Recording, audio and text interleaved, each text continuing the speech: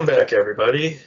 In a string of interviews, we've got somebody who I've wanted to get on my show for some time now, and I actually had a pleasure to speak to her during the ICMI, actually, and that was terrific. This is Hannah Wallen of Honey Badger Radio. How's it going, Hannah? Oh, it's going pretty good at this point. Can't complain. If I did, nobody'd listen. Right. Okay. Well, let's talk Roe versus Wade. So everybody's freaking out about it. What are your reflections on it? What's everybody getting wrong about it? So it's actually fascinating for me to see this play out because I was born the year that Roe versus Wade made restrictions against abortion kind of an illegal thing. And I was I think 13, maybe 14 when I learned what an abortion was and immediately became an anti-abortion activist because that was just horrifying. Like I learned about surgical abortions at that point. Not there. I don't think the abortion pill even existed back then. There were things that women could do with drugs to cause a miscarriage, but they were even more dangerous and potentially damaging. So it's been fascinating to watch the turns of events that have taken place, the twists and turns that have taken place throughout that time period from 1980. I want to say 1985 was when I first started paying attention to this issue until now. And I think that overturning Roe versus Wade was the right thing to do. It was a bad law, a bad ruling, I should say. It's not the issue that they looked at was medical privacy. And it's not that medical privacy is necessarily a bad thing or a thing that shouldn't be protected, but it's not medical privacy when you're affecting another body besides your own. And it never addressed the issue of, is this affecting a living human organism? And since it never really addressed that issue, that it never really settled, if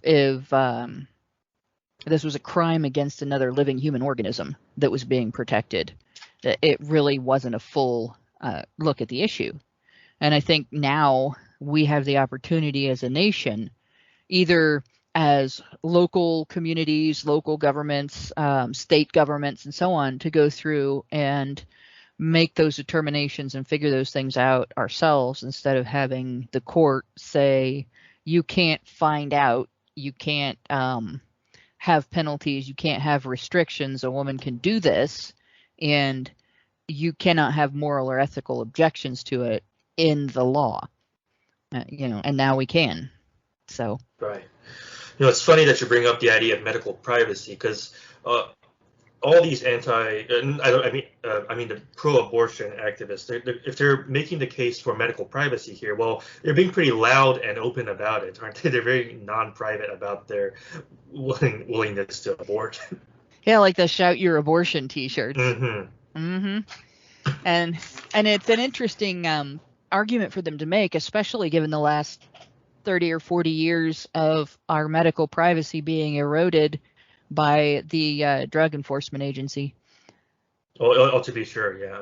I think we've had enough of that. Maybe they're still probably, be sure you're vaccinated before you can protest with us. Yeah, that kind of thing.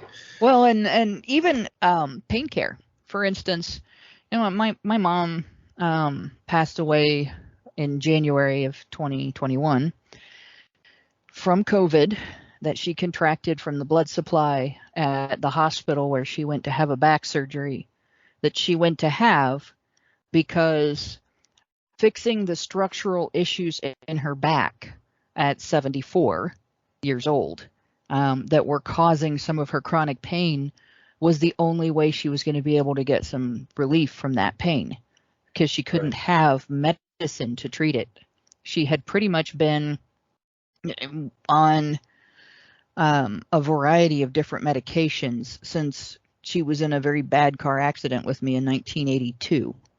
And she had 5 chronic pain disorders. 3 of them were types of arthritis. She had degenerative disc disease, and she didn't know it until she was 73. But we both have, it runs in the family, Ehlers-Danlos syndrome. She had the vascular version of it, which she lived an awfully long time to have that version of that. She didn't know she was supposed to die, so she didn't, like, it feels that way. But in any case, when you talk about chronic pain with different people, there's a lot of different possibilities with chronic pain. There's localized chronic pain, there's joint pain with arthritis, muscle pain with fibromyalgia and things like that. My mom had every kind of chronic pain that gets discussed, and she had it on a level that most people cannot even imagine. And from the Obama administration on, the federal government slowly squeezed out all right to pain care for her. She couldn't have any pain management. Then they told her to use marijuana, which it didn't do the same thing as the medications that she was on before. And it made her feel loopy, which the other medications didn't. And so she would probably still be here today if she was able to just use the pain management regimen she was on from the mid 80s, from like the early 80s actually, on up to the Obama administration. But her privacy, her medical privacy, didn't matter because she wasn't having an abortion. She was taking pain medication so that she could work. And that pretty much, she became disabled when they took away her pain medication.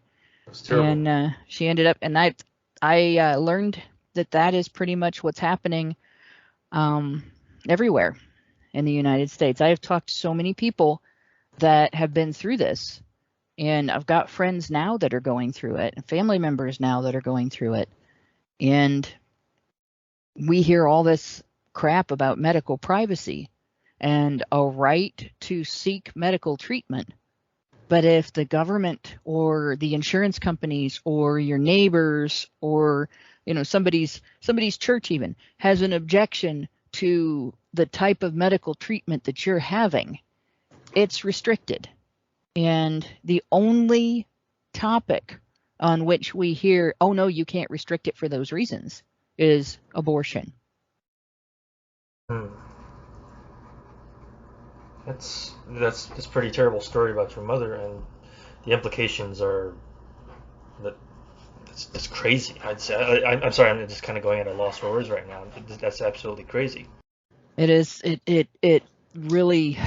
It's been a rough year with my family. Like, we lost my mom in January because of that, and then we lost my dad in November. So, and with Dad, we think the cause was actually the vaccine. We have arrhythmia that runs in the family as well, heart arrhythmia, and all of us that have that had myocarditis. So we have that weakness to it. Like, I had gotten the shot, I got 1 booster, and then I couldn't get any more boosters because of that. My son got the shot, he couldn't get the boosters. My dad got the shot, and he went straight into the next level of kidney failure and slowly deteriorated for 6 months and passed away in November. And so it's like all of this. It kind of sets me off when I hear about medical privacy being a big abortion only issue. It kind of pisses me off because I look at my family, and in my family history, I've seen medical privacy violated over and over again, and the right of people to make decisions for themselves, and can confer with their doctor and come to the best possible choice for them and everything, totally obliviated. And yet here we are, with these angry women marching in the streets yelling about their medical privacy over something that they're actually wanting to do to another living human organism. Right. Like, you know, I've got nothing that could match what you just told me, but I can understand why it would set you off. But I want to share another way this sort of thing kind of sets me off as well. Like, for all these people going off about autonomy nowadays, how many of them probably have arranged to have their sons circumcised? You know? Oh yeah. Yeah. See, I think that's a huge issue too. And I just had a falling out with some other MRAs because of that very discussion. As I pointed out, it's a very sexually perverse thing, in my opinion, to do this to a child to begin Yes. with, right? Yes. Even if you're not thinking about sex when you do it, to cut off part of the skin of a child's genitalia. And an infant, a screaming, shaking infant, of all things, like, to be able to just stand there and do that is insane, in my opinion. And there are women specifically on social media who are very dedicated to promoting this procedure and to shaming people who argue against it and everything. And I was in a long argument with a set of them. And I got frustrated, and I actually tweeted out that women who dedicate themselves to promoting circumcision on social media are sexual perverts. There's no other way to describe that. Like, they're obsessed with keeping this a thing. Like, what would make you obsess over the genitals of infants and wanting to do damage to them? I just don't get it, right? And so there was a woman who got offended at that, and she thought I was a man, and she thought I was a man complaining about my circumcision, and so she responded to me to rub my nose in the fact that it's legal and the parents have the right to have it done. And I was just like, when somebody's sort of shoving a fact in your face. Look, it doesn't matter how you feel about it. We can still do this to you. And so I just retweeted with comment, see, women who promote circumcision are sexual perverts. And that started an argument. And she then turned around and said, well, but I'm an abuse victim. You can't talk to me that way. So here was, I know, like, so am I. I think everybody, by the time I'm 50, by the time you hit 50, somebody somewhere has abused you, whether it's been at work, whether it's been an intimate partner, whether it's been a friend that you had to break things off with at some point in your life, a school bully when you were a kid. You've been abused in your life. Everybody has been abused at some point because assholes are everywhere. Right. But her thing was, I was too rough with her in conversation. I had to tone it down and be gentle with her on Twitter because she was an abuse victim. Mm-hmm. And I was just like, all right, if you are a victim, a survivor of abuse, then you should know better than to do what you did, to show up in a conversation like this and tweet at somebody that you think is a man complaining about his circumcision as an infant. Well, your parents had a right to do that to you, so there. Like, that's not okay. And yet here, you're asking for concession as an abuse victim.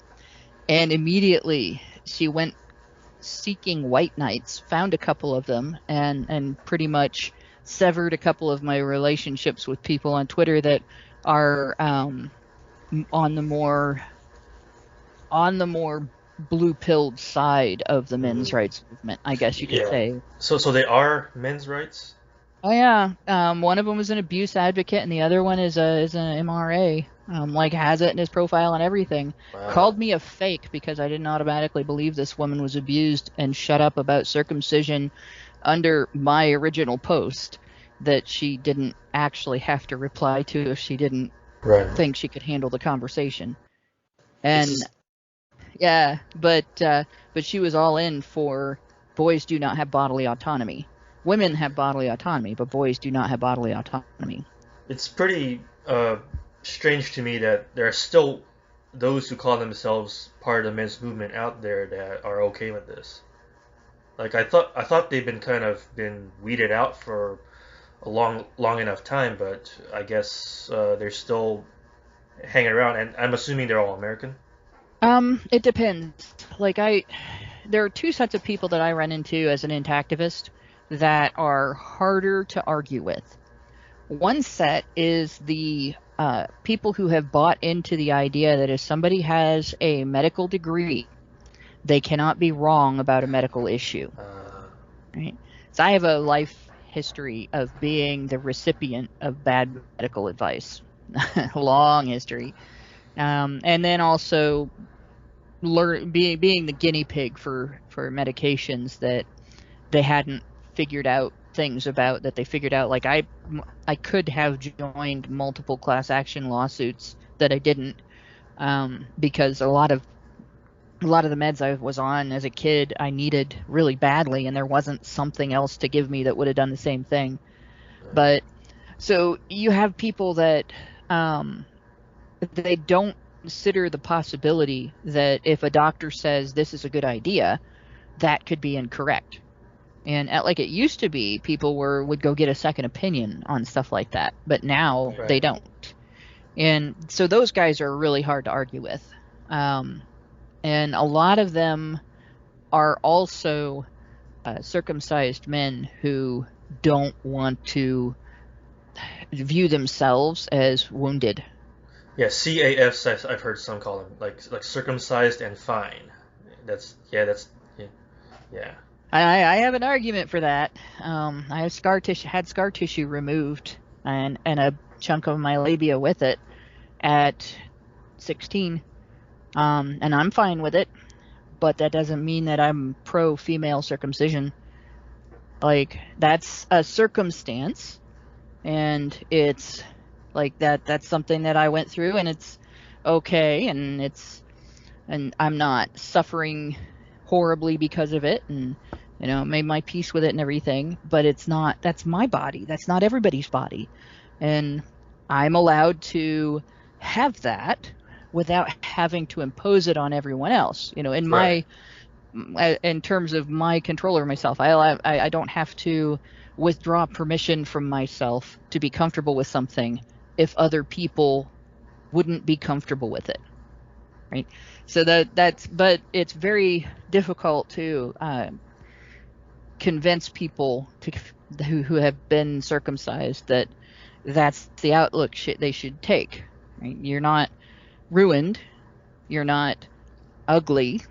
You're not, you can say that you've experienced damage, but you're not damaged goods, right? You've had damage, you've sustained damage, but you're not damaged goods. Right? You're still you, but it's still a disadvantage that you don't want to impose on somebody else. And it wasn't fair to have it done to you, and it's not fair to agree that it should be done to other people, just to keep them from being in better condition than you. And that's basically the way that I argue that. The other group that's difficult is people who are of religious groups that believe in circumcision. And it's easier with people who are Jewish than with people who are Muslim, because the Jewish faith has, and I don't know if I'm pronouncing this right, but I think it's pronounced Brit Shalom, and it is not circumcision. It's a different process, and it's a blessing and a welcoming. And there's been other reforms within the Jewish faith in history, and it's very possible that this could be another reform that comes along. That's the feet washing one, right? I think so. Yeah. I don't know what all it entails, but I do know that it's not just laymen and parishioners, practitioners, people who are Jewish but are not clergy. There are clergy involved in this. So it's not just like something that outsiders can point to and say, well, some people are doing this. It's actually some clergy are doing this. So with that being the case, then you have, an argument of, well, why not just take the reform?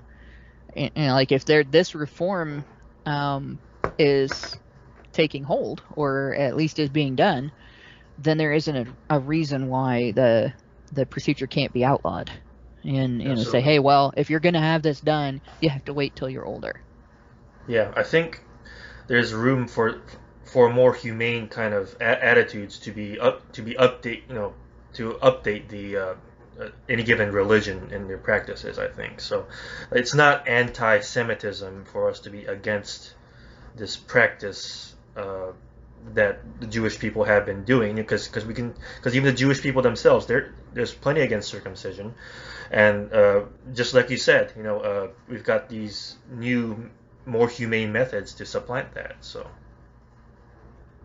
Exactly. So like it's difficult to argue with those two groups in comparison to, say, somebody who is just ignorant. Because a lot of times people who are just ignorant, when you give them information, they might initially be put off by it, but they'll go along and read it and they'll change their outlook based on how the information fits in with what they already know and what their morals and ethics are. absolutely. Kind of want to share with you how I've kind of come around to being on the anti-abortion side, and it actually has to do with the circumcision thing as well. Because, well, I guess I was more uh, anti-circumcision pretty early on, right? See, I'm an intact person myself, even as an American, right? And I guess I didn't really know that this was a a trend that has the impact that it did, and the right the seriousness that as it did until, say, college age. More specifically, it was the Penn and Teller bullshit episode on circumcision that kind of turned me on to the issue. But And so I've been anti-circumcision for a while, but at the time I was on the pro-choice, the so-called pro-choice side of things, right? But I had a conversation with someone I knew. He was a friend. I guess, and he was a very religious sort of person, right? He not Jewish. He was a sort of Christian. I will not I will not name him, but basically, he was just talking about, he was, of course, against abortion, right? But I guess that I guess I was just trying to understand him. Even, I'm trying to be accepting of his viewpoints, even as a pro-choice person. But I said something about, well, in my case, you know, the child did not ask for an abortion. Well, likewise, I think a child did not ask to have their circumcision. But he himself said that, well, I was circumcised. That turned out fine. So it was just kind of like exposing to myself, like, what this disconnect, this kind of discordant attitude, and I was kind of rethinking my whole stance on whether abortion is such a it whether it doesn't involve actually killing a person. But and so more fast forward towards the future, I've been realizing that it's the pro-abortion people that's been convincing me to be more anti-abortion all the time. Because in recent events, one thing I saw was some woman on Twitter saying, "I wish I could have Trump's baby just so I can kill it." You know? Jeez. Yeah. That's so And hateful. it's hateful, but they're the ones admitting it. They're the ones using kill. It's their words. Yeah. Like they do know. They do know. And Yeah. it's hard, honestly, hard to picture somebody not knowing, in at least in the United States, in any Western nation with an education system that includes an education on your human anatomy and physiology. They don't call it that in elementary school. I don't know what they're calling it in school today, but when I was a kid, we had health class. Yeah. And in health class, you had to learn the names of the parts of your various bodily systems. And that's when I learned that your skin is an organ, and all that stuff. Learned about the structure of the eye and why my eyes are so bad, and why when I take my glasses off I see two of everything, and all Right. that stuff, right? Mhm. And we learned when we got into the reproductive system, we learned all the stages of gestation.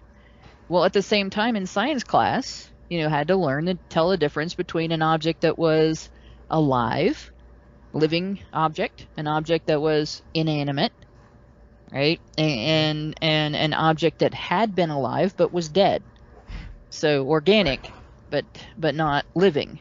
And those three categories are it. There's not another category. And so when you consider the anatomy and physiology of gestation, we're either looking at something that is inorganic. Well, we know that's not true. And if it's not inorganic and it wasn't alive once and then died, it's a living thing, right? So anybody that's arguing about abortion that says, well, it's not alive yet, is being dishonest. And anybody that's arguing about abortion that says it's not human yet is also being dishonest, because your species is determined genetically. It's not determined by what you look like or how old you are, how much you've developed, your intelligence. Like human beings who have had things go profoundly wrong in conception or in gestation, or they suffered terrible birth injuries and they are missing limbs, or they have severe intellectual disabilities. Like, you can live with intellectual disabilities that are so bad that you can never learn how to talk, you can never learn how to walk, spend your whole life in a wheelchair, somebody has to feed you, but you're still human. Right. So all of those things don't contribute to whether or not you're human. So it's human, and it's living, and it's not part of the body. There isn't any other part of the body that we do this with. It develops. It has DNA that is not part of the mother's DNA. Right. It is expelled from the body at some point, and it continues to grow, and it goes on to reproduce itself with another living human organism, right? Mm-hmm. And it does this whether it's male or female. Interestingly, if it's female, at 16 weeks, it has all of the ova that it's ever going to have in its life at 16 weeks of gestation. So when a woman is pregnant with her daughter, she's carrying the eggs that could conceivably become her grandbabies. Right. And this is, biologically speaking, it is impossible to say that we are not talking about a living human. And so I look at this and I think it's not possible to make pro-abortion arguments and on the it's not murder argument, on the we're not killing a human being argument, on that kind of thing. It's not possible to make those honestly. Right. And yet that is the underlying basis for pro-abortion arguments. And you have to think about it in order to make these decisions. And so when I learned about abortion at 13, learned what it was and how it was done and everything, all that knowledge was fresh in my mind. I wasn't old enough to lie to myself about it yet. So it was very easy for me to make an ethical judgment on should humanity be doing this. And my answer is, I think of it this way: there are very limited circumstances in which the civilization that we've established says, all right, we're going to take the life of a human being, and birth control isn't one of them. Right? It's just not. We take the life of a human being who has killed another human being on purpose.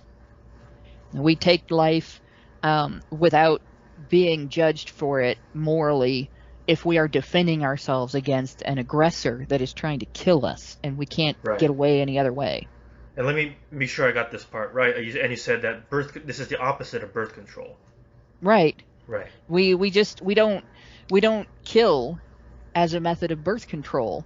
We don't like you wouldn't be able to, if you get a opportunity to have sex with a woman and then she says, well, I'm pregnant, you can't shoot her to prevent yourself from becoming a father. Right. Right. So like, and if you did, you'd get arrested and tried for murder. I mean, that was just very simple. You can't go shoot your ex-wife because you don't want to pay child support and expect not to be arrested for that. In fact, you can't even, in an abusive relationship, you can't even wait till your abusive partner goes to sleep and shoot them so that you can get away and know that they'll never pursue you, because you had other ways of getting out. So in our society, we value life enough that even if someone is a terrible person doing terrible things to you and you might see that as your only means of escape, you'll be judged for doing it. You'll be jailed for doing it. And if you planned it ahead, you'll get convicted of the highest crime we have for somebody who kills another person. And that's the way we handle that. We, in medical situations, we don't just kill someone because their family doesn't want to take care of them anymore. Right. You don't pull the plug on somebody who's in a coma that the doctor says is going to be temporary and then they're going to get better. We terminate life, or we rather cease supporting it when there's no point. Like the person isn't going to get better, they're not going to survive, they're just going to have this painful existence on machines as a vegetable, and the only experience they're going to have is that. And then we stop the machines, right? We don't go hunt someone down and kill them to take their kidneys, at least not under the law. Like the people that do that get arrested, if they get caught. Even in situations where, like, say you have a unusual, serious problem, conjoined twins that have medical problems because they are conjoined. If the surgery to separate them is higher risk than keeping them conjoined for the rest of their lives, they don't separate them. Right. If you even just removal of tissue, if your foot is mangled, they'll try to save it before they'll agree to remove it. Sure. Severe burns, they'll try to save it. My uncle had his arm crushed in a rubber plant, to like less than an inch thickness, and it crushed the bones from his fingertips all the way up to his elbow. And it was a rolling press, so when it went in, it had to be rolled back out. So like it was destroyed, and they tried to save his arm. They put it in it was a new procedure they did. They put in metal bones, right? So any other circumstance, we do everything possible to save human life, to save even human tissue. Right. And yet here we have this living human organism, a whole living human organism that is its own distinct life form. It's not cancer, it's not the mother's bodily tissue, it's genetically distinct from the mother. And we're arguing that it's okay to kill it. Yeah, a term pro-choicers like to use is parasite sometimes, I think. Yeah. No, parasite is a completely external organism that did not originate as part of a biological process within the mother. Yeah. And maggots, for instance, you can get maggots in an injury if you don't take care of it and you get an infection, and they can actually live in your body and feed off of that. And it's really gross. But it's a thing that can happen. You can get pinworms from your dog. Every person on the planet right now, this minute, has parasites. Right. Some of them are so tiny that you can't see them. We also, every person on the planet is a walking ecosystem. We have flora, we have fauna, we have fungus, that grows on us. But all of that is foreign matter. It didn't originate as part of your biological processes. And if you, for instance, take broad spectrum antibiotics and you take them a lot, like I was given broad spectrum antibiotics a lot as a child, you develop digestive issues because your flora is, worse than decimated. Sometimes most of it is killed. And for anybody listening that doesn't get that joke, decimated literally means every 10th man being killed. But I had the point where I had my gut bacteria was so wrecked that I was heading for there's a sickness you can get from that called C. diff that I think it's pronounced difficile, but it's a bacteria that's not necessarily killed by the broad spectrum antibiotics, and its competitors, when they die, it gets out of control and then you get very sick. So they made me eat lots of yogurt and take probiotic pills because your body can't naturally replenish that. Like if you become anemic, you take supplements to allow your body to produce more red blood cells. And if you get dehydrated, or you get otherwise kind of poisoned by something, so you have not enough water in your system and you're not getting all the toxins out, and you drink, it's so that your kidneys will do the biological process of cleaning out your body, right? But you can't do that with maggots. You can't do that with gut bacteria. You can't do that with any of the other parasites on your body. You can't set a process going that your body will create new maggots or grow bacteria that isn't present in it. It won't create new bacteria. When you create a baby, as a woman, when you create a baby, yes, you get materials from the father, but the entire biological process is initiated as one of your bodily functions. It's part of your body, and it's not. So when somebody comes along and says that's a parasite, they're completely ignoring the difference between what a parasite is and what a normal human bodily process is. Yeah, and furthermore, you agreed to put it there in any case. True. You can't really claim that something is against your will when you consented to it. Right. I mean, unless I want to go back to Sam's Club and tell them that they robbed me when Right. Yes, I got all these groceries, but I didn't consent to giving you all that money. Mm-hmm. I mean, if they're socialists, maybe they'll think that way, but yeah. Right. Well, back to the whole birth control thing. Why is it so? Why are they so eager to promote this idea that they must have abortions ready and paid for, in effect, by men through taxes, but it's more preferable than, say, just the precautions of even just taking necessary contraceptives before sexual activity? That one's actually a big question. Women have, I guess, a lack of understanding of their own personal agency. And I'm going to say this as a woman because I'm as guilty of this as other women are. Just I'm aware of it. So it's like if you were in a world where half the population was blind and relied on I don't know, everything they hear, relied on sonic waves to judge their environment.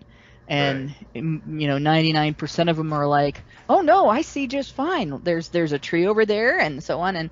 And you're like, no, I actually can see like the brown trunk of the tree and the green leaves. I don't know what you're talking about. Those things don't exist, but I can see that tree over there.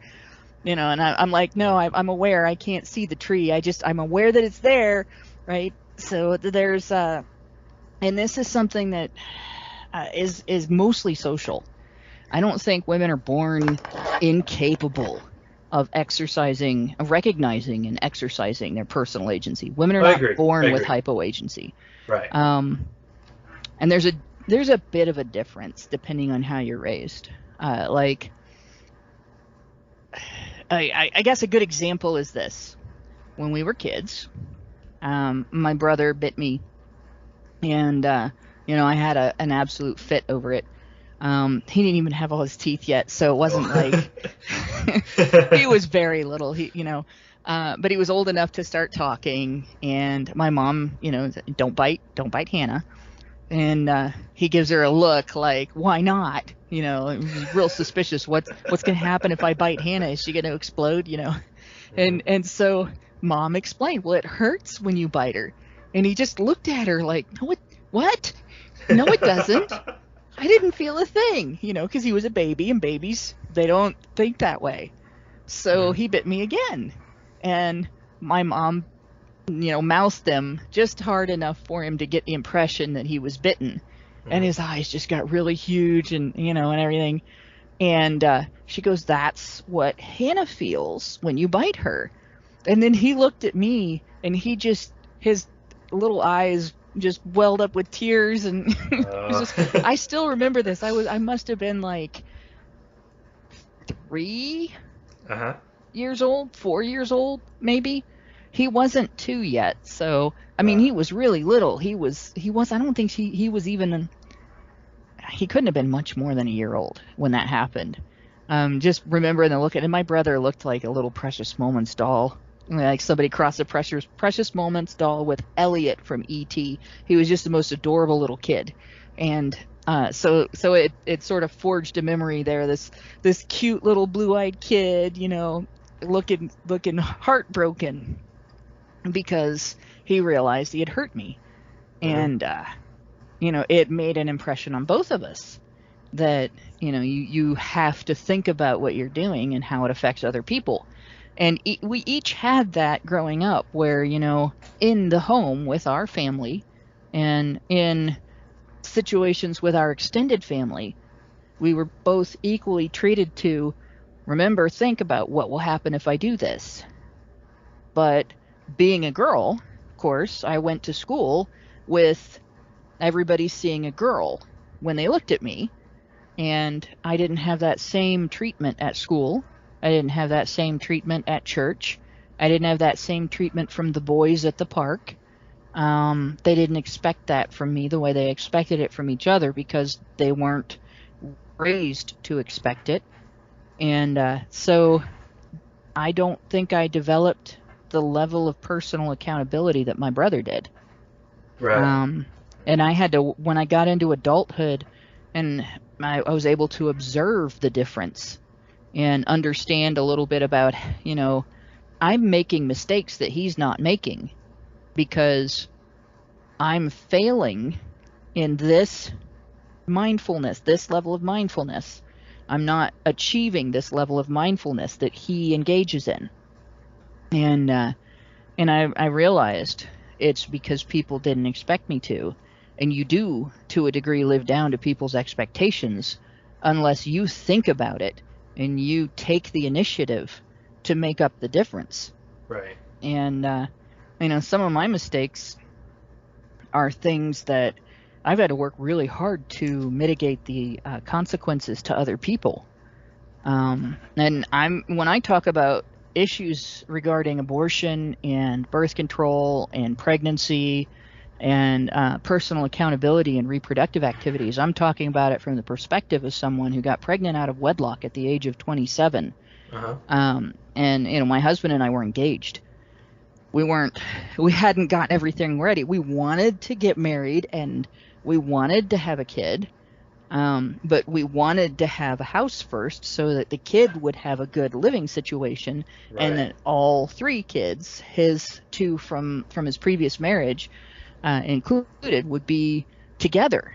And I fucked all of that just straight to hell right at that time, where I didn't pay attention to all of the instructions on my birth control. And that was not something that I can just foist off on somebody else and say, well, somebody should have told me, somebody should have done this, somebody should have done that. That was my fault. That was my body. I'm the one that's controlling it. And that's a moment where most girls don't get the support that they need in taking the opportunity to grow the fuck up. And I got that support. My parents, they treated my husband like he waved his magic dick and I got pregnant, right? But when it was Of just course. us alone, their questions to me weren't, what's that man going to do to you or do for you? How's that man going to take care of you? It was, what are you going to do? How are you going to make sure your baby's going to be safe? How are you going to make sure your baby's going to have everything he needs? How are you going to provide for your baby? And so on. And what's your relationship to the father? How are you going to make sure the baby has a relationship to the father? And my dad in particular, his family situation when he was growing up was very far from ideal. And so he had a lot of things to say about that, and what responsibilities I had as a mother toward my child and my family. And I don't think most girls hear that. What they actually hear is, oh, you poor thing, what a horrible Yeah. situation. Let us help you. And my parents were there to help me. But they did not do it from a perspective of, oh, you poor thing. It was, all right, you're going to fix this and we're going to support you all the way. Right. And, And and I think that's what men get. I don't think women get that very much.